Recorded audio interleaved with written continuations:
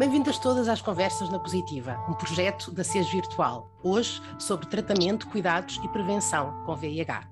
Ou seja, como a doente ou o doente VIH se deve cuidar, vigilância, consulta, análises, vacinas, rastreio de cancro, de outras doenças, etc. Hoje temos connosco a doutora Cristina Valente, a Isabel Nunes e a Judite Corte Real. Esta é a nossa 10ª Conversa na Positiva. Começo por agradecer a presença da nossa convidada, a doutora Cristina Valente.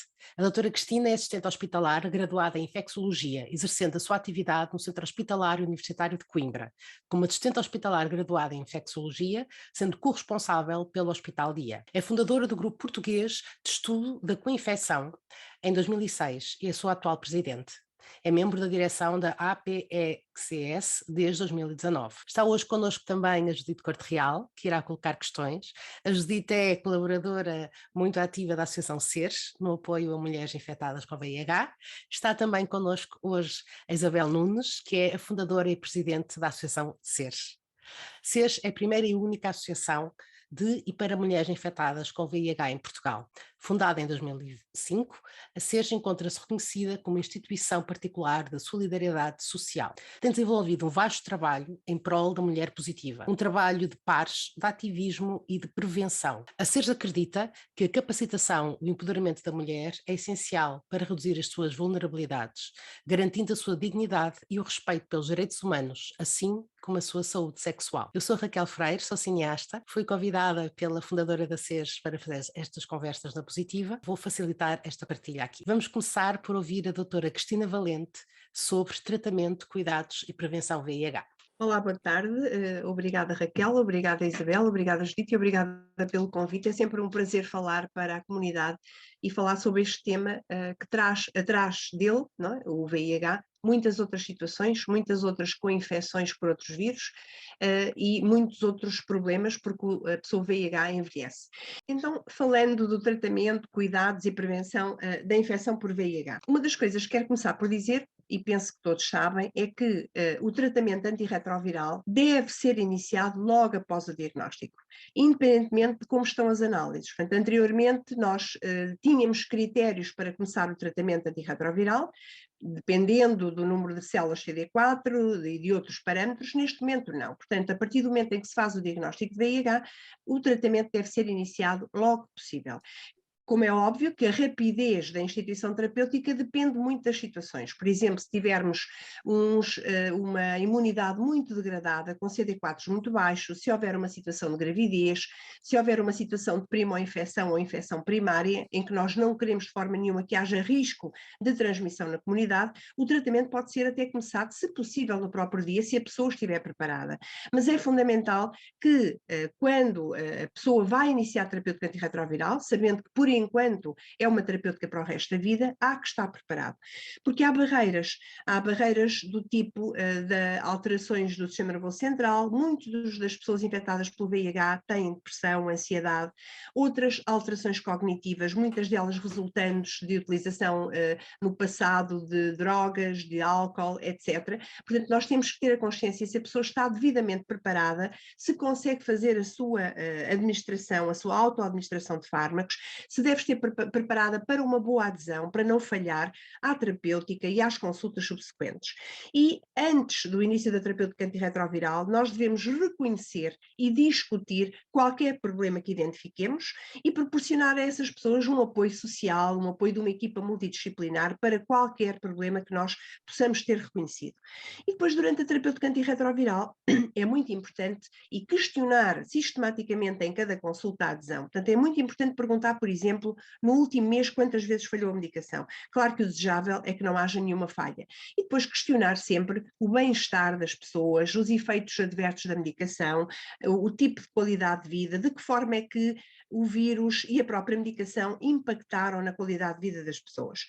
E então, falando um pouquinho de algumas particularidades, nomeadamente da questão da gravidez e depois do estilo de vida destas pessoas e o fator envelhecimento. Com a idade surgem comorbilidades, são necessárias com medicações, e nós temos a noção em Portugal e nos países à volta que cerca de metade das pessoas infectadas por VIH têm mais de 50 anos, portanto não é de estranhar que haja outros problemas subjacentes para além do VIH, portanto associados à idade, e depois também a presença de co-infecções, e agora temos o exemplo, tal qual o monkeypox, uma outra infecção, neste caso viral, associada ao VIH ou não. Uma coisa muito importante, e porque é que estamos aqui a falar um pouco disto, é que a expectativa de vida das pessoas infectadas mudou muito nos últimos anos. Nós sabemos que atualmente a infecção por VIH é considerada uma doença crónica, e neste slide é muito visível nas pessoas com VIH e sem VIH, e podemos ver nas linhas acima, enquanto que havia uma distância muito grande na expectativa de vida das pessoas infectadas por VIH, podemos ver que nos últimos anos estas curvas se aproximam, ou seja, há uma grande sobreposição em termos de sobrevida e de expectativa de vida das pessoas sem VIH e com VIH. E em termos das pessoas sem VIH e com VIH, com outras comorbilidades que surgem, e as mais comuns são a doença renal, a doença óssea, a doença cardíaca, ou portanto, uma doença cardiovascular, a diabetes, a hipertensão, as neoplasias ou os cancros, e portanto, quer nas pessoas VIH, quer nas pessoas sem VIH, percebemos ao longo destes últimos anos que as linhas se aproximam. Portanto, tanto surgem comorbilidades nas pessoas com VIH, como sem VIH, associadas ao fator idade. Olhando um bocadinho a uma particularidade, por exemplo, a questão da gravidez, e visto que a SERES é uma instituição muito virada para as mulheres, ou quase que diria exclusivamente. Há aqui vários cenários que nós podemos assistir quando falamos de gravidez. É uma mulher que já está sob terapêutica antirretroviral, já tem conhecimento da sua infecção VIH e que planeia engravidar, e então há que ter a noção que esta mulher precisa de ser vigiada de forma mais apertada comparativamente com as que não são VIH. Sabemos que há determinados fármacos que são os ideais para estas mulheres e que há que evitar outros, tais qual o Bictegravir, o Elvitegravir, a Doravirina ou o Raltegravir uma vez por dia. Devemos planear o parto e, portanto, é muito importante realizar de forma muito mais aproximada a carga viral, desejavelmente de 2 em 2 meses e cerca da 36ª semana, portanto, mais ou menos a anteceder o parto, para depois delinear que tipo de parto se vai fazer. Um outro cenário é a mulher VIH positiva, que não tem tratamento e que engravida. E o que é que nós devemos fazer é, de facto, iniciar a terapêutica antirretroviral o mais depressa possível. E se esta situação ocorrer, a detecção do VIH ocorrer no 2º ou 3º trimestre da gestação, muito mais rapidamente devemos iniciar a terapêutica antirretroviral para que haja uma descida muito rápida da virémia e o risco de transmissão ao bebê seja muito baixo. Nestes casos, quando nós administramos terapêutica no 2º ou 3º trimestre, desejavelmente os esquemas devem conter os chamados inibidores da integrase, neste caso o Raltegravir ou o Dolutegravir, um inibidor da integrase de 2ª geração. E como eu disse, se a mulher de facto cumprir estas medidas, estas terapêuticas, o risco de transmissão ao bebê é inferior a 1%. E depois há também a situação da mulher que está sob tratamento, mas que por alguma razão, ou por falta de adesão, ou por falência virológica, ou por outras razões, nomeadamente interações com fármacos que a mulher está a tomar e não se apercebeu que podiam ter interações com a terapêutica antirretroviral, se esta mulher tiver entre a 34ª e 36ª semana de gestação uma carga viral detetável, nós devemos planear cesariana e não um parto normal. O aleitamento, como sabem, não é aconselhável. Este gráfico que nos mostra são as recomendações. Não vou falar, mas só quem estivesse mais interessado em saber quais são os regimes preferenciais a utilizar na mulher grávida como tratamento antirretroviral. Depois, em termos do estilo de vida, o estilo de vida, digamos que este estilo de vida não é só aplicável às pessoas VIH, mas a todos nós. Portanto, desejavelmente, se há um compromisso da imunidade, estas pessoas cada vez mais devem estimular um estilo de vida saudável, refiro-me à alimentação cuidada, ao exercício físico, à redução do álcool e à cessação tabágica. E mais, como sabemos que as pessoas infectadas por VIH cada vez vivem mais e bem, nós queremos atingir o 4º novembro, aumenta, portanto, a qualidade de vida destas pessoas, e podemos e devemos proativamente simplificar e alterar a terapêutica antirretroviral, e há fármacos mais recentes que são muito menos danosos, digamos assim, que têm menos efeitos adversos, são mais atualizados e, portanto, nós podemos perfeitamente, proativamente, mesmo que a terapêutica esteja a funcionar, que a terapêutica resulte com cargas virais indetetáveis, nós podemos, por exemplo, substituir o abacavir, ao qual está associado um grande risco cardiovascular, imaginemos numa mulher fumadora, hipertensa, obesa, por um tenofovir.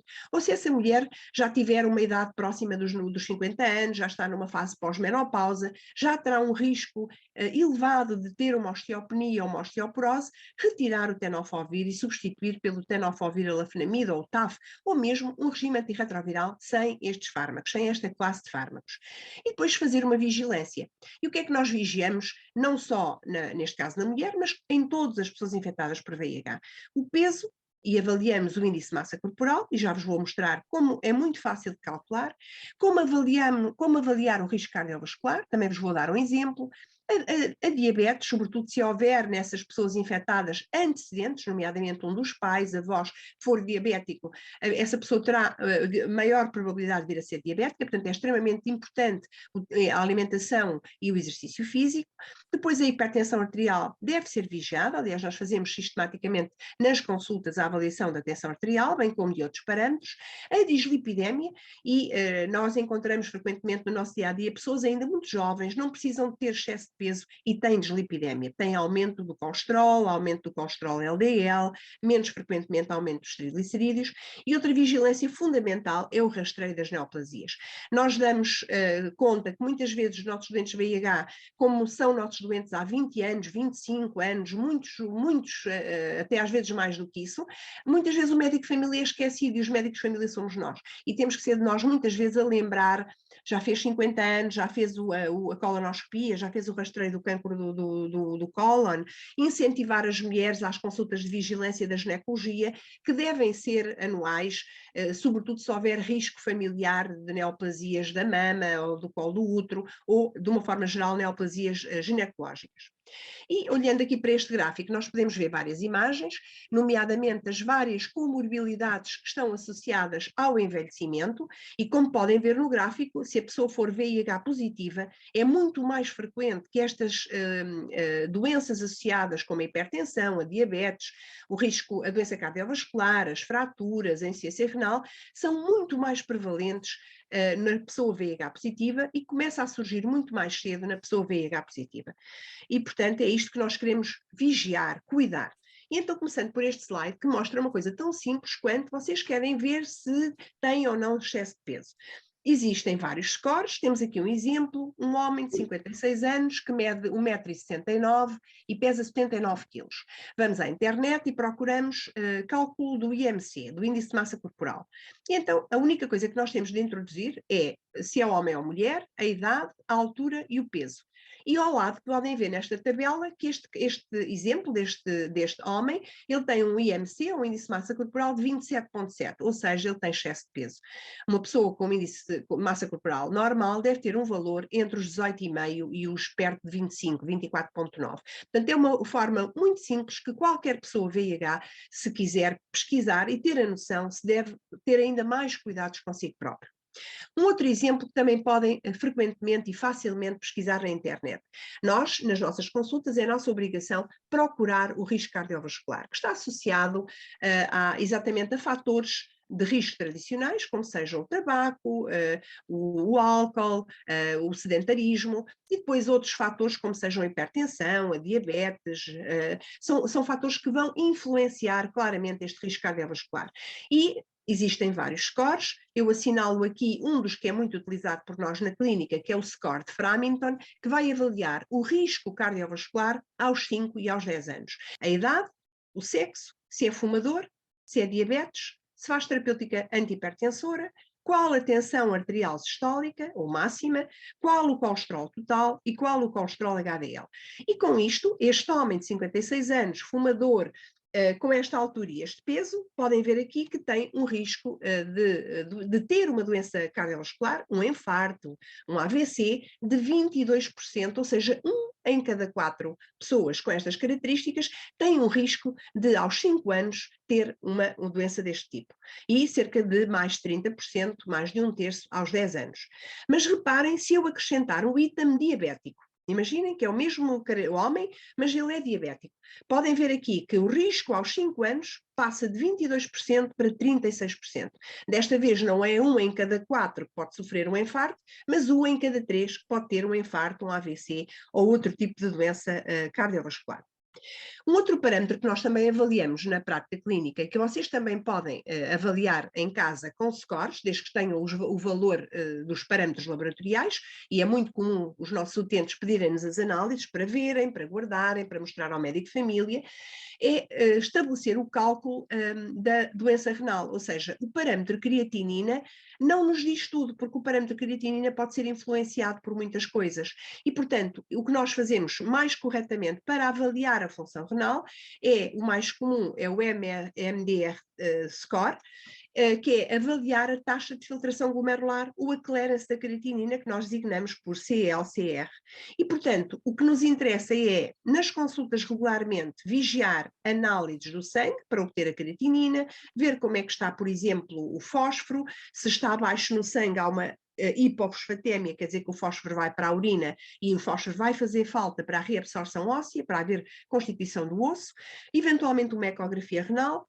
Se a pessoa já tem uma doença renal, evitar o máximo fármacos que sejam tóxicos para o rim, nomeadamente se na terapêutica antirretroviral existir o tenofovir, tentar substituir por tenofovir a lafenamida, o chamado TAF, evitar o excesso de peso, o tabaco, que são fatores que contribuem também para a doença renal, e sempre que esta taxa de filtração glomerular, depois de feito este cálculo, seja inferior a 60 ml por minuto, atenção que há necessidade de ajustar a dose de grande parte dos fármacos. Há fármacos antirretrovirais que não precisam de ajuste, mas há outros que precisam de ajuste, e não só, assim como antibióticos e outros. Portanto, há que ter atenção a este parâmetro, porque há, de facto, medicamentos que precisam de ajuste se a taxa de filtração glomerular for inferior a 60. Aqui já há uma ligeira insuficiência renal. Depois, a doença óssea. A doença óssea também deve ser avaliada, e na mulher é muito importante esse parâmetro, porque os estrogénios são protetores. Se a mulher tem uma menopausa precoce, por exemplo, vai ter um grande risco de fratura, e o que vai acontecer é que deixa de haver estrogénios e esta falta leva e ajuda na desmineralização óssea. E, portanto, para nós avaliarmos a doença óssea, também fazemos análises do sangue e da urina, nomeadamente, por exemplo, com a determinação do cálcio, da vitamina D, do fósforo, e, como sabem, pessoas que já passaram por esta experiência, está nas recomendações que uma densitometria óssea deve ser feita em todas as mulheres pós-menopausa, em todos os homens com mais de 50 anos e todos aqueles que tiverem sintomatologia ou que tiverem grande risco de fratura. Por exemplo, pessoas que tomam corticoides, que são uns medicamentos que são muito utilizados em muitas áreas da medicina. Se houver necessidade de toma prolongada de corticoides, pode haver um grande risco de perda da densidade mineral óssea e de um risco futuro de fraturas. E se houver uma história de uma fratura prévia, isso é logo um alerta de que provavelmente alguma coisa não está bem. Esta densitometria é um exame que se faz, é um exame muito simples, demora 5 minutos a fazer, e o que nos vai dar é um score que nos diz qual é o grau de desmineralização do osso. Uma osteopenia tem um valor, uma osteoporose é uma situação mais grave ainda. E depois, além da densitometria, avaliamos, como eu disse há pouco, no sangue, por exemplo, o doseamento da vitamina D. Consideramos um déficit se houver um valor abaixo de 25, um valor, designamos insuficiência quando esse valor é inferior a 50 nanomoles por litro. Isto é importante porque nós muitas vezes temos que dar um reforço com fármacos, nomeadamente comprimidos ou gotas com vitamina D, ou vitamina D e cálcio. O que eu recomendo muito é, de facto, aproveitar este sol que se aproxima e cada vez mais, de fazermos uma exposição ao sol, não nos momentos de maior risco, como é óbvio, mas em final de tarde apanhar luz, que é muito bom precisamente para ajudar o fósforo a entrar no osso. E depois atitudes que nós devemos ter quando a pessoa já tem uma doença óssea é retirar fármacos tais como o tenofovir. O tenofovir cumulativamente pode magoar o rim e, consequentemente, pode magoar o osso. Administrar suplementos de cálcio e vitamina D. E quando a mulher, e não só, mas nós vemos isto mais na mulher pela falta de estrogénios, quando há osteoporose, há que fazer o ácido hialurónico semanal, não é? Portanto, para tentar evitar que haja um agravamento da desmineralização óssea e repetir a densitometria 2 anos depois. Isto é um exemplo do que acontece com a osteoporose, portanto, o envelhecimento leva naturalmente a uma osteoporose, há uma densidade mineral óssea que vai ficando diminuída, a densitometria vai exatamente avaliar a nível da coluna e a nível da anca como é que está o osso, se é um osso muito rijo ou se é um osso muito frágil, o que vai, de facto, ter como consequência uma deterioração da arquitetura do osso. Um dos grandes problemas da osteoporose é que ela não se manifesta sintomaticamente, ou seja, a pessoa pode ter uma osteoporose e não ter qualquer queixa. Isto são exemplos de como, por exemplo, com alguns tipos de alimentos, nós quase que podemos repor os níveis necessários no nosso dia-a-dia. Como podem ver aqui, por exemplo, nós precisamos de 700 a 800 unidades de vitamina D por dia, uma posta de salmão tem praticamente o essencial por dia. Falando agora de outro aspecto, a cirrose hepática. Não podemos esquecer muitas vezes que os nossos doentes VIH também têm uma cirrose hepática de causa alcoólica, com origem em vírus que são hepatotrópicos, nomeadamente o vírus da hepatite B, o vírus da hepatite C e o vírus da hepatite delta, e não podemos esquecer que não é só o VIH que precisa de ser vigiado, este fígado também precisa de ser vigiado. E, portanto, em pessoas que têm cirrose, nós devemos fazer a vigilância do cancro do fígado de 6 em 6 meses com uma ecografia. E todas as pessoas que têm cirrose devem, a determinada altura, fazer uma endoscopia digestiva alta. Portanto, em pessoas com cirrose, devemos pesquisar a causa, se houver uma hepatite crónica B ou C ou delta, tratar, evitar fármacos que sejam tóxicos para o fígado e, muito importante, incentivar cada vez mais a vacina antipneumocócica, mesmo nestas pessoas, mesmo que não tenham a idade para a qual ela é recomendada. Em termos de outras neoplasias, nós, há uns anos atrás, quando falávamos de VIH, pensávamos em tumores do género do sarcoma de Kaposi, pensávamos no linfoma primário do sistema nervoso central, no cancro do colo, invasivo do colo do útero. Neste momento, nós cada vez mais vemos outro tipo de neoplasias, nomeadamente linfomas não Hodgkin, o cancro do fígado, conforme eu já mencionei, porque há muitas pessoas, sobretudo aquelas que utilizaram drogas no passado, podem estar infectadas pelo vírus da hepatite C ou vírus da hepatite B. Existem regras para vigiar o cancro, os rastreios das neoplasias são feitos de acordo com os programas nacionais de rastreio e temos aqui, de facto, alguns exemplos. É importante pesquisar o cancro anal em pessoas que possam ter o HPV, este vírus, e é muito comum acontecer nos homens que fazem sexo com homens. Qualquer mulher a partir dos 50 anos deve fazer uma mamografia. A pesquisa também do cancro cervical, no caso da mulher, muito importante também, porque muitas vezes o HPV é o vírus que está na origem e que degenera em cancro do colo do útero. Portanto, muito importante vacinar as jovens com a vacina para o HPV. E como podem ver aqui, há muitos vírus para os quais existem vacinas que são cancerígenos, que são oncogénicos. Depois, o exemplo da colonoscopia, é muito importante que toda a gente com mais de 50 anos faça uma colonoscopia e o utente VIH não é excluído, faz parte também desta regra.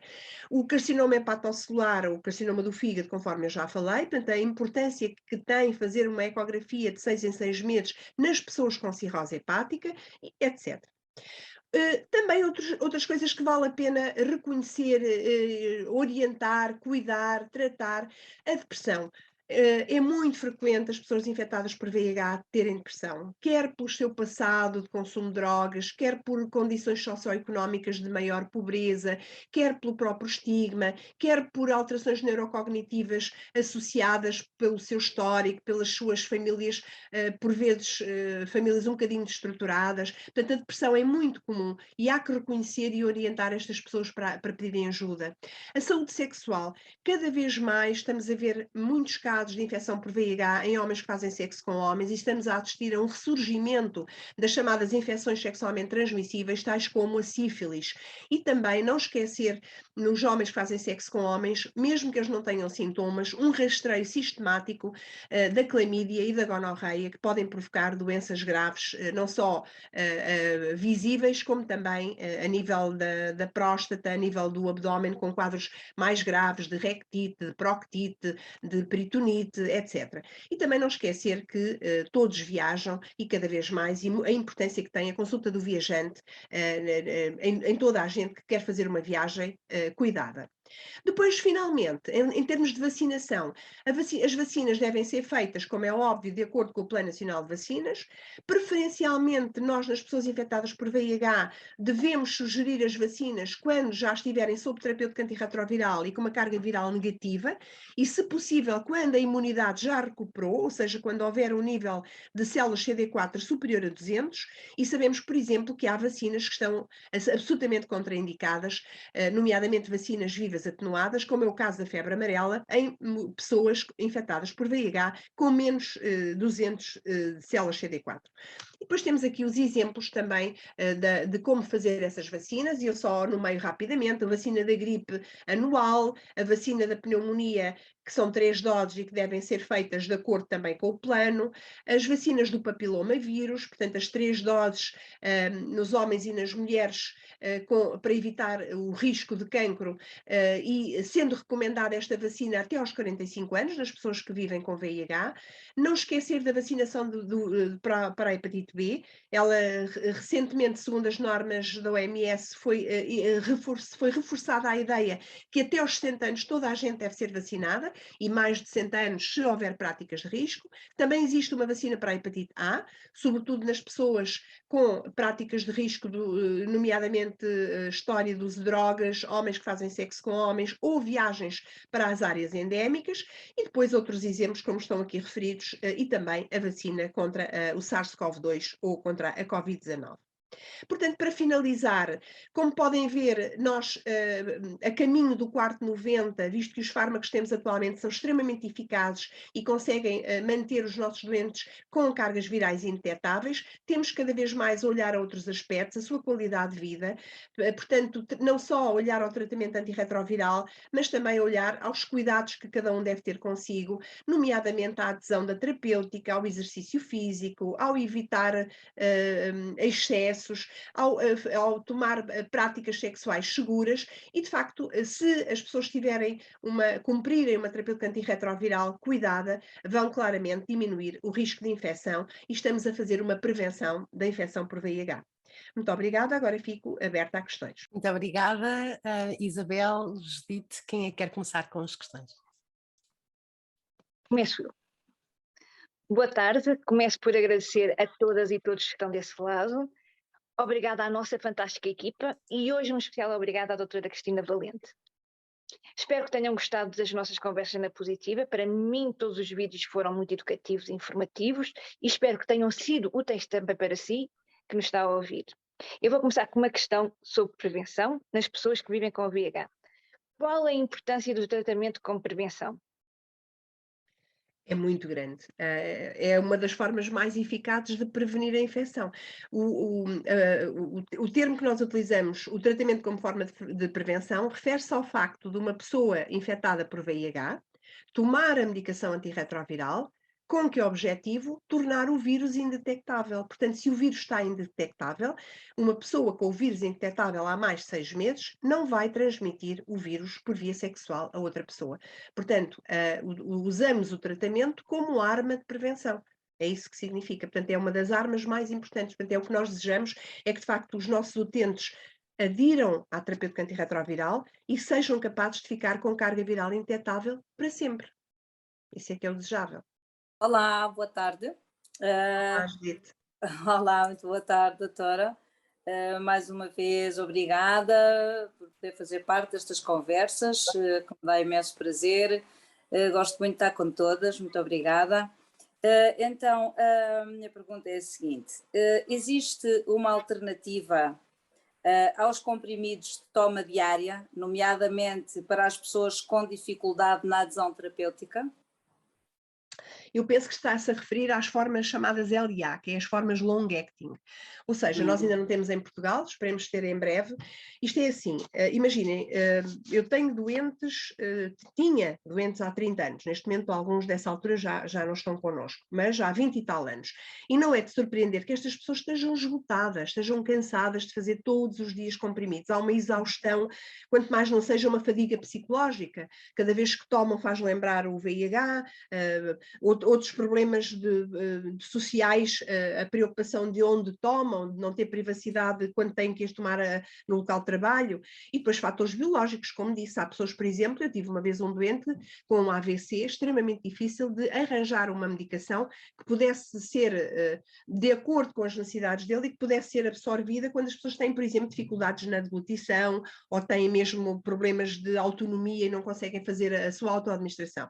E por isso têm sido e vêm sido preparadas e já está aprovada em alguns países, nomeadamente americanos, Estados Unidos, Canadá, não sei agora dizer com exatidão, mas já há aprovação das chamadas forma long-acting. O que é isso?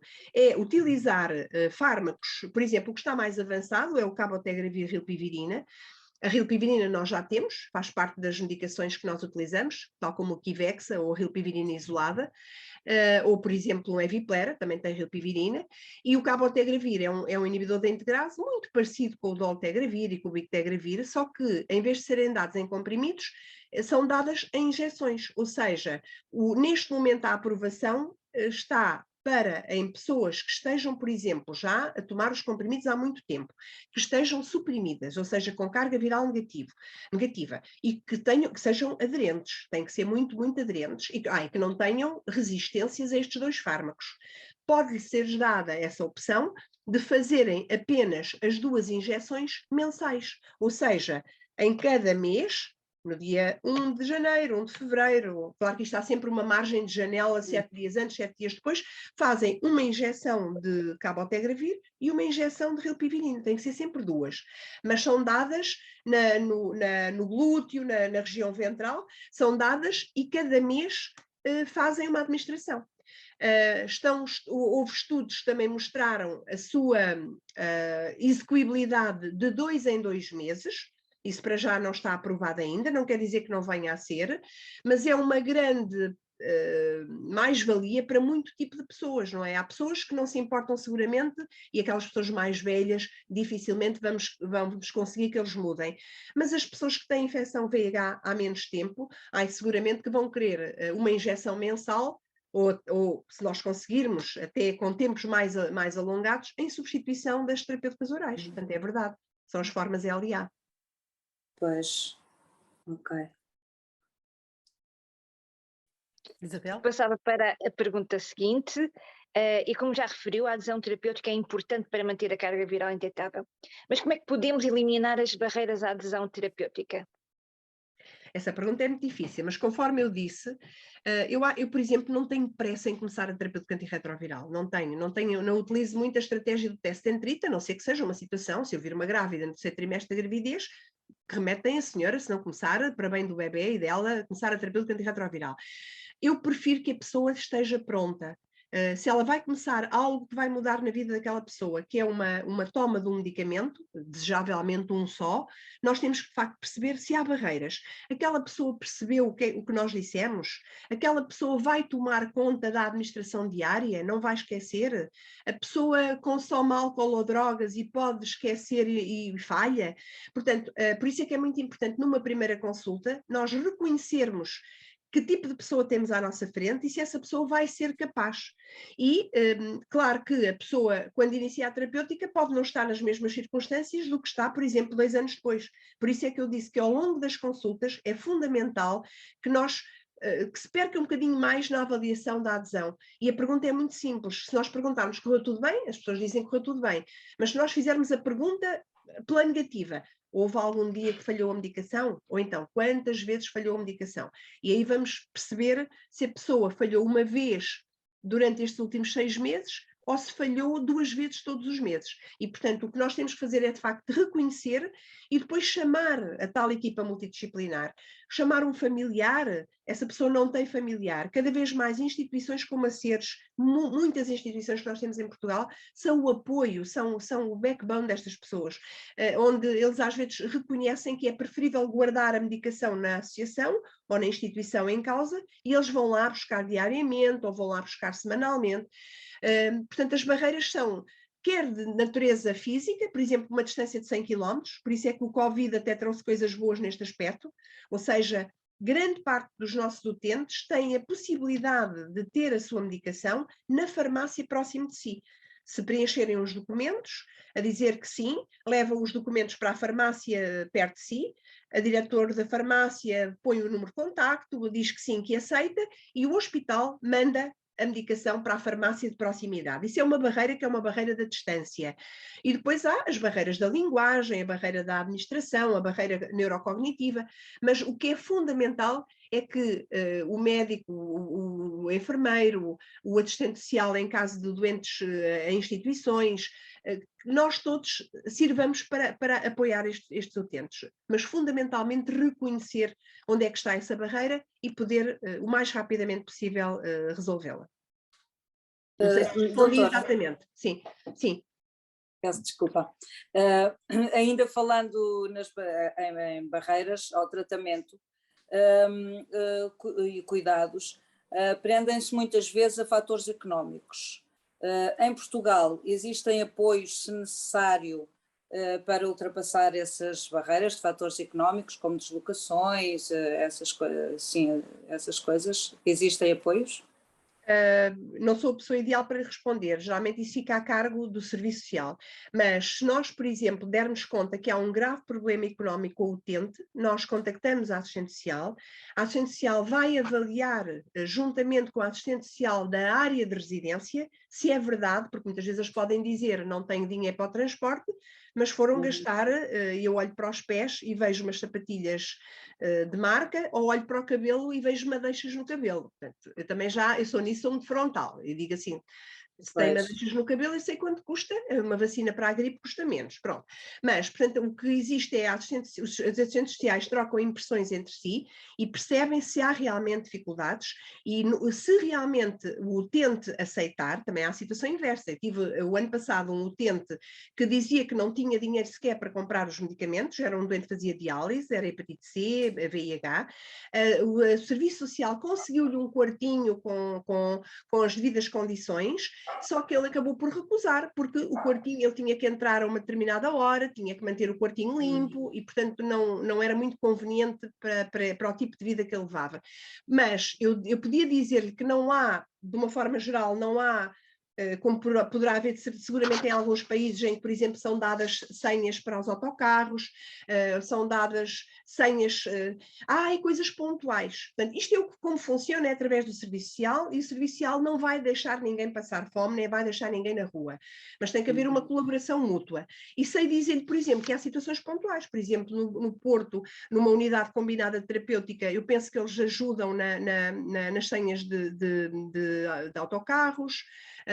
Sei, por exemplo, que uma associação perto aqui de Coimbra, por exemplo, a Fenómenos Pinto, traz os utentes na sua carrinha, portanto eles não têm que pagar transporte. Sei que portanto, há muitos apoios. Sim. As pessoas têm de facto também estar envolvidas e também haver um respeito mútuo, não é? Se a pessoa depois se desliga, pois pode acontecer, mas não creio sinceramente que a pessoa fique por deixar de comer ou deixar de vir buscar a medicação de todo, não é? E esta questão de facultar a medicação nas farmácias de proximidade veio poupar muito, não é? A pessoa vai à farmácia, sei lá, a 500 metros de sua casa, no máximo, vai buscar a medicação, não perde dinheiro, não perde tempo, não gasta dinheiro em transportes para vir ao hospital, por vezes a 100, 120, 150 km de distância. Claro. Isto é o que sei dizer. Claro, obrigada. A minha questão prende-se precisamente com esse aspecto da distância, e muitas pessoas que vivem no interior do país têm mais dificuldades que as pessoas que vivem com VIH, que vivem noutros locais mais privilegiados, talvez. E eu queria perguntar se já se esqueceu de alguma questão, porque já disse tanto, já falou das farmácias comunitárias, já falou dos apoios de algumas associações. Existem mais apoios para as pessoas que vivem no interior do país? Como lhe digo, olha, por exemplo, lembrei-me agora, há uma câmara, não lhe sei dizer qual é, também se calhar não iria dizer, embora seja uma boa notícia, eu sei que há uma câmara aqui perto de Coimbra que dá todos os meses um vale para medicamentos, por exemplo, porque como sabemos, os nossos doentes VIH têm a medicação para a hepatite C, para o VIH gratuita, mas depois têm que comprar a estatina para o colesterol, que é cara, são sobretudo os medicamentos mais caros.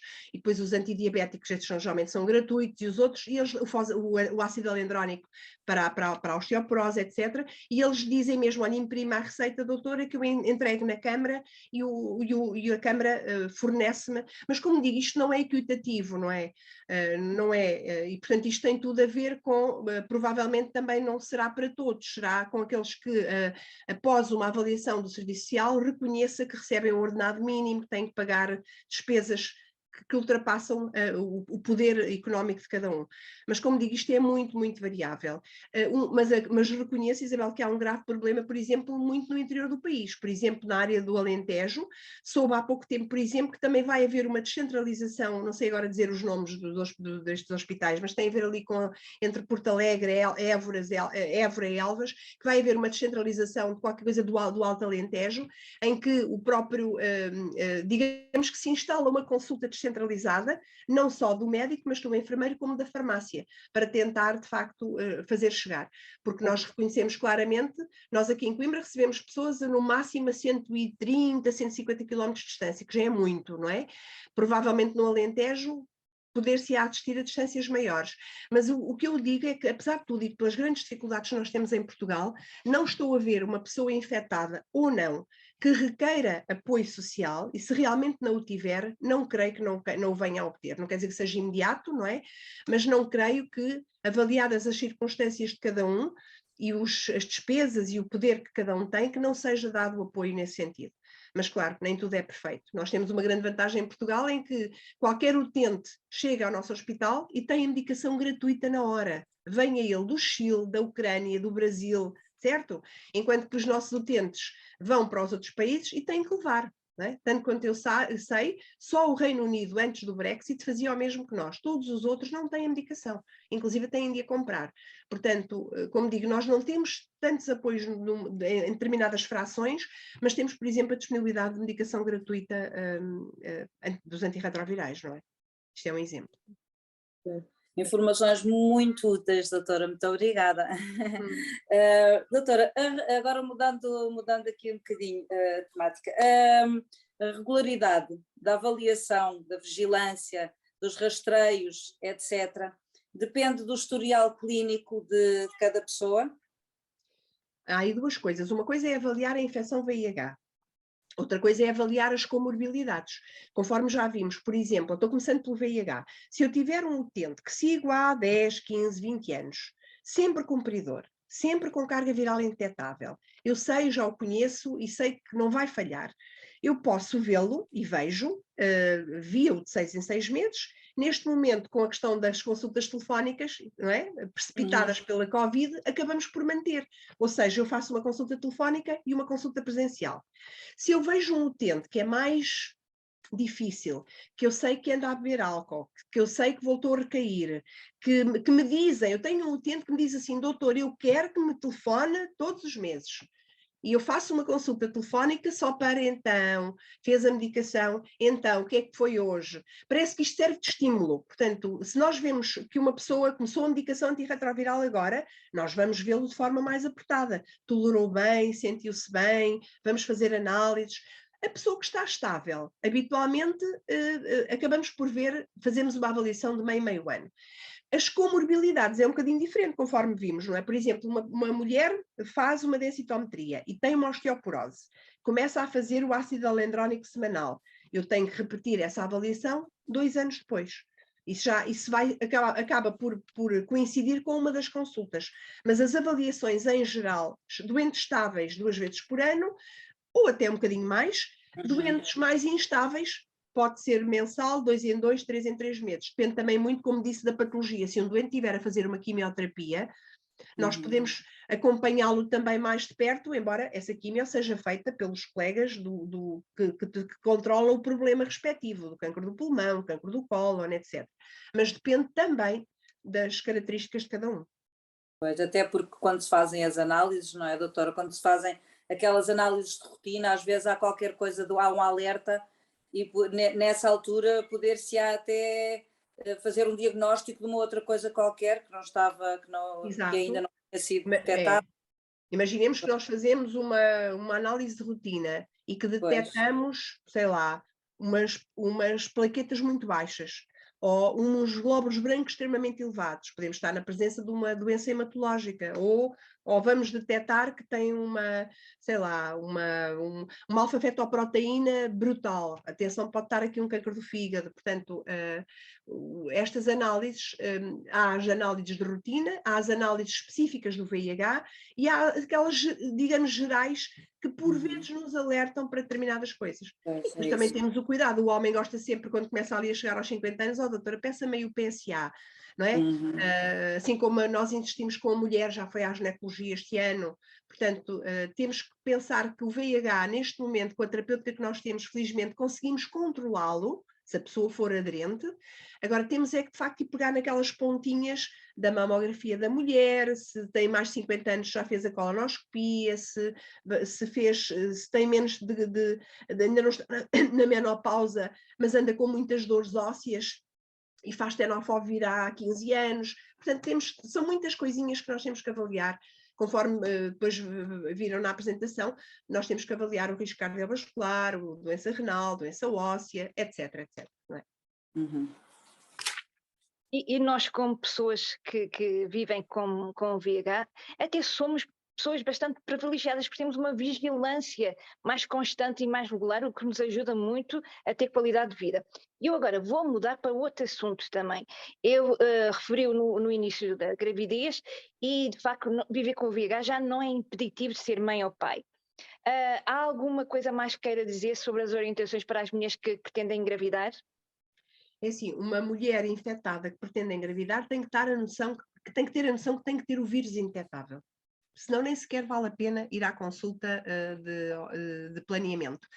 Eu oriento essas mulheres, como é óbvio, porque eu não sei, não é a minha função, nem a minha, isso é feito um acompanhamento pelos obstetras, não é? Pronto, mas primeiro é perceber se aquela mulher quer muito ter um filho, porque é que não há de ter um filho? E a maior parte dos casos, e os casos que eu tenho assistido com muito sucesso e com muita alegria, também percebo que a mulher quer cuidar de si, portanto, faz os possíveis e os impossíveis para ter uma carga viral negativa, porque isso é uma condição sine qua non, quer para o homem, quer para a mulher. E, portanto, essa mulher depois vai ser acompanhada na consulta da obstetrícia, o que faz é uma vigilância muito mais apertadinha, para ter a certeza que... e a terapêutica antirretroviral, não é? A terapêutica antirretroviral é fundamental para que a mulher não tenha vírus à solta, porque depois a placenta comunica com o bebê através do canal umbilical, não é? E, portanto, a transmissão pelo sangue facilmente, por exemplo, uma mulher que se infecte durante a gravidez, o risco de transmissão ao bebê é muito elevado, é o momento mais alto, mais crítico do que, por exemplo, a mulher já ser VIH e engravidar.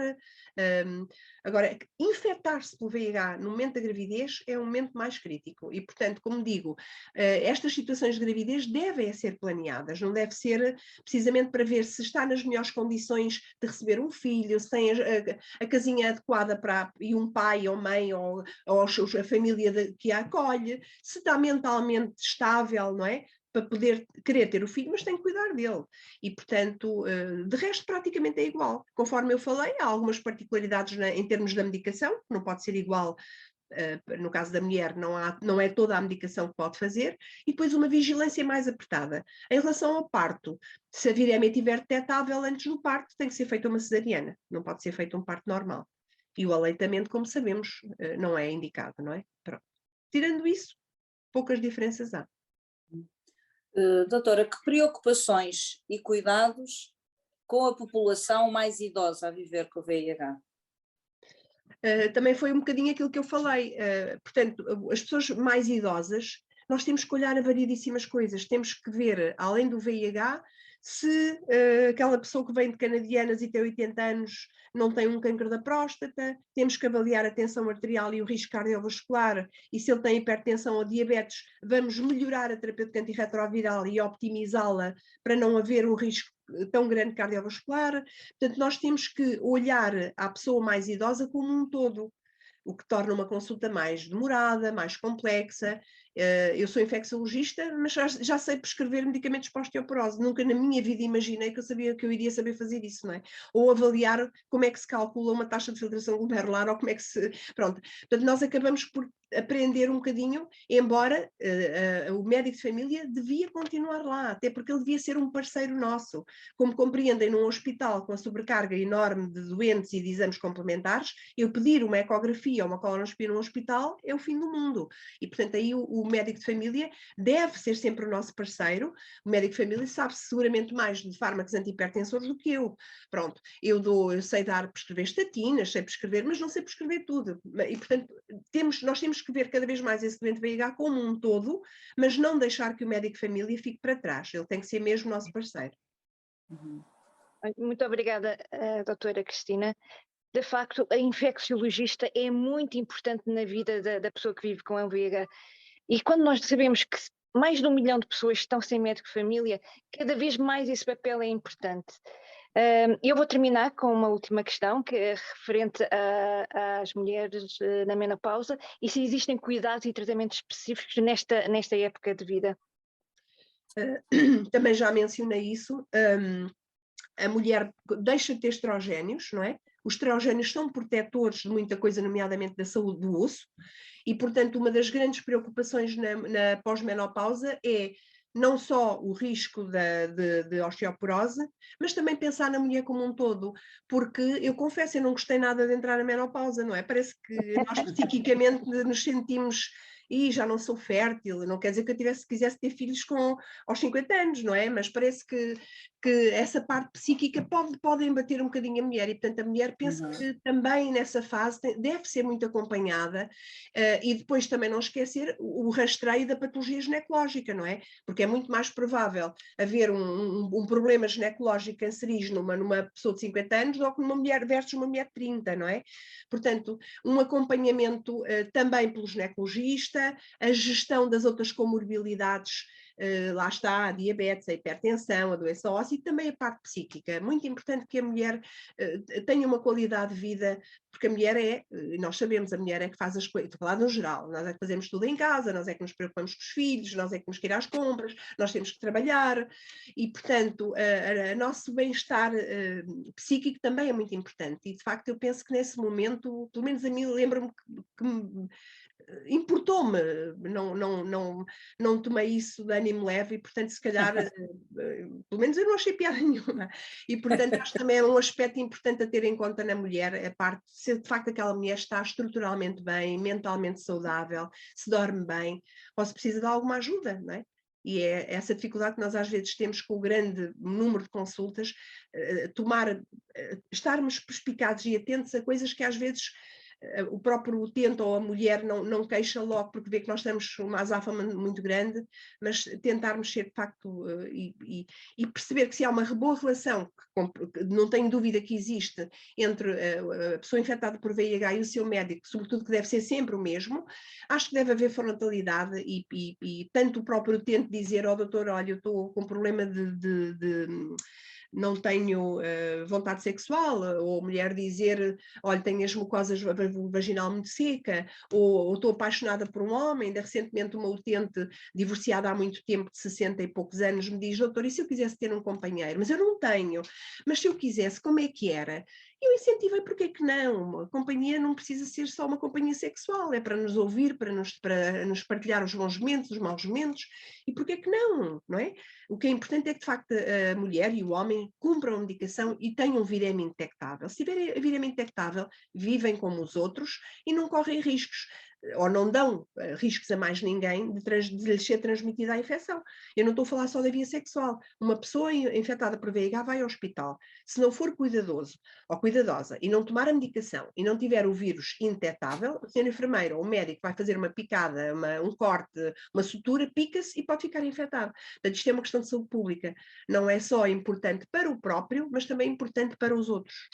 E, portanto, este tema, acho que uma das coisas que eu gosto de dizer quando falo destas situações é cuide de si, porque se não cuidar, quem cuida, não é?